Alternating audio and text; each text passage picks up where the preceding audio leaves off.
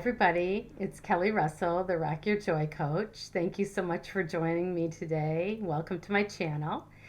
So, my topic for today and this week is money and A Course in Miracles, and specifically lesson 50 of the workbook. I am sustained by the love of God. And so, this is what the Course in Miracles has to say in section 1 of lesson 50. Here's the answer to every problem that will confront you today, tomorrow, and throughout time. Okay, so right there, it's like, well, let's listen up, okay? Because this is the answer to every problem. So this is kind of the one that I've been waiting for. So, yay! In this world, you believe you are sustained by everything but God. Your faith is placed in the most trivial and insane symbols: pills, money, protective clothing, influence, prestige, being liked, knowing the right people, and an endless list of forms of nothingness that you endow with magical powers. Okay, so money is like number 2 on that list. And if you think about it, we spend an inordinate amount of time in this world worshiping the god of money. We think about it all the time. We spend a lot of our time in pursuit of it, a lot of our energy considering how we're going to partition it and spend it and invest it, and worrying about whether there's going to be enough of it, or whether we spend it on the right things, or regretting what we spend it on, and then thinking about in the future, is how are we going to get it in the future? How are we going to keep it coming? How are we going to make sure that we don't go broke? And so all of this focus could take up the whole day, between the actual doing of whatever the job is that's the making of the money, and then all of the mental gyrations and gymnastics that we go through having it on our minds. So it really has become like a god for us. And yet, A Course in Miracles teaches us that we are not sustained by money or anything else. We are sustained by the love of God. Now, what this doesn't mean, a lot of people ask me about this, like, does that mean that I'm just supposed to do nothing and not work and, quit my job and not worry about having food on the table? Well, yeah, not worrying about it. Yeah, that would be a yes, but not taking care of my financial responsibilities. So just sitting around waiting for like money to like come down the chimney or whatever, some other form of magical thinking. No, that's again, just like so many things, that would be like the ego's, sort of, interpretation of this lesson and what it's saying. But I think what it is talking about doing is remembering what the truth is. So first of all, the first truth is that there is no world. That's the central teaching of the Course in Miracles. There is no world, that we are dreaming an illusion that the ego mind made up. So we start there. We remember then what the truth is. If there's no world, what is the truth of us? The truth of us is that we are at home with God, where we never left, that we are pure love and light, that we are an extension of God, that we possess every characteristic that God is.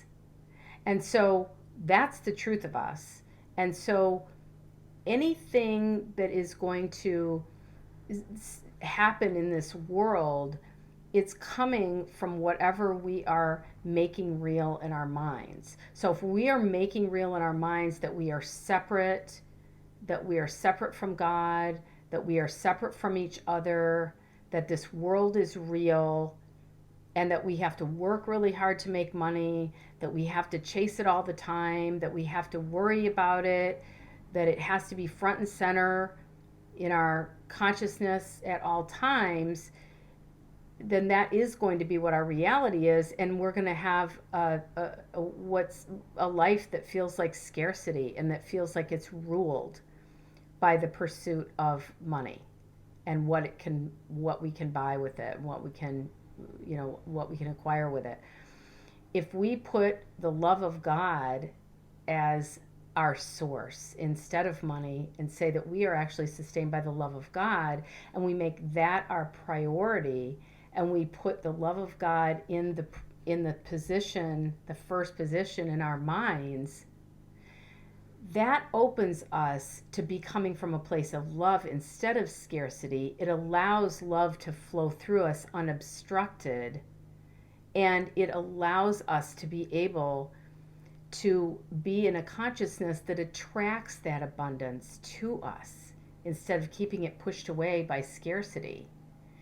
We are open to then divine ideas about our work in the world and what we are called to, what brings us joy, what we have passion about, what we are the happiest spending time doing, and ways in the world to be compensated for doing those things. It's still in the dream, but it's a way of bringing it's a way of living from the place of the truth of knowing who we are, even while we still appear to be experiencing the dream.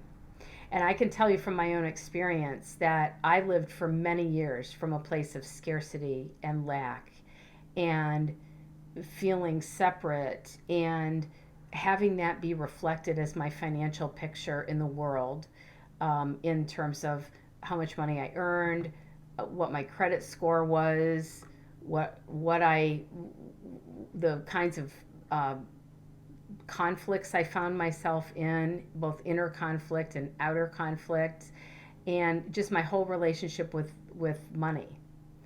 And now my life is very different. And the only thing that has changed is truly was my attitude and what I was putting in a place of priority, and in the central position in my consciousness, and in what I do every day, prioritizing my waking up and spending time in communion with spirit and asking what is mine to do, and surrendering what I'm supposed to be doing for work in the world.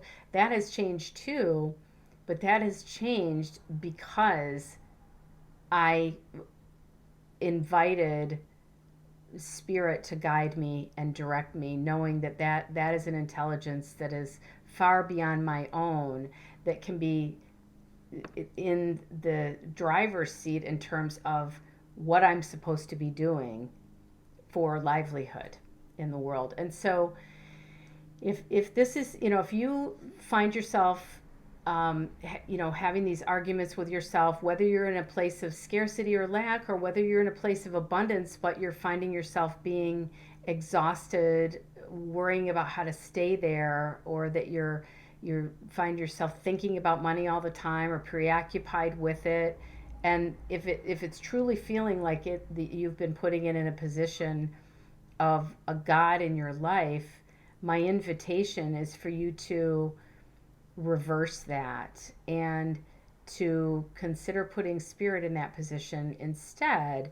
And it doesn't mean giving up your worldly positions or your employment or draining your bank account or anything like that. It's just the way that you're thinking about it. And so spending time in communion with spirit, expressing love to others, forgiving whatever appears to be coming up in your life that is a lack or a scarcity thought, or anything that's coming from a place of fear, asking for guidance, and knowing that what the truth of you really is, knowing that you're an expression of the love of God, that you have abundance is your birthright, that you have all of that inside you already, that you have everything, and it's only for you to be able to align with it so that love can flow through you out into the world, and that your whatever you're supposed to be doing for money will be shown to you. And you'll know that because it will be coming from a place of feeling like something that you want to do, something that does not feel like work, something that is enjoyable for you, that you feel like you're good at it, or you've always wanted to do it, or it just feels like it's so much a part of you. So this involves trust, and it involves knowing that we are always being shown and guided and urged toward that which is in alignment with our gifts. And so if you would like some help in kind of figuring this out, how to take your passion and take things that you love doing and that bring you joy and that you lose track of time while you're engaged in, into something that you can actually do as your work in the world, you may consider booking a free discovery session with me. That is something that I work with people on, and having miracles brought into their lives. And all a miracle is a shift in perception, right, from fear to love. And so if there's something that you would like to be doing and you're afraid of it, you're afraid to make the leap, you know, think that you can't make it happen or whatever, that's something that you absolutely can do. And I'd love to be part of that journey with you. So you can click the link below and book a free discovery call with me. And thank you so much for being with me here today. I've loved having you. And if you are not spending time with Spirit every day and asking for guidance and surrendering your day and allowing yourself to be that love of God to work through you, and if you don't really know how to do that, you can click the link below that is for my guidance, my daily prayer and meditation guidance MP3, and you can download that. And that can give you a good start in sort of plugging into that. It's like plugging your lamp in and turning it on in the morning and allowing that current of the love of Spirit to flow through you. Thanks again for being with me today. If you haven't subscribed to my channel, I invite you to do so, and I'll see you next week. I love you. Mwah.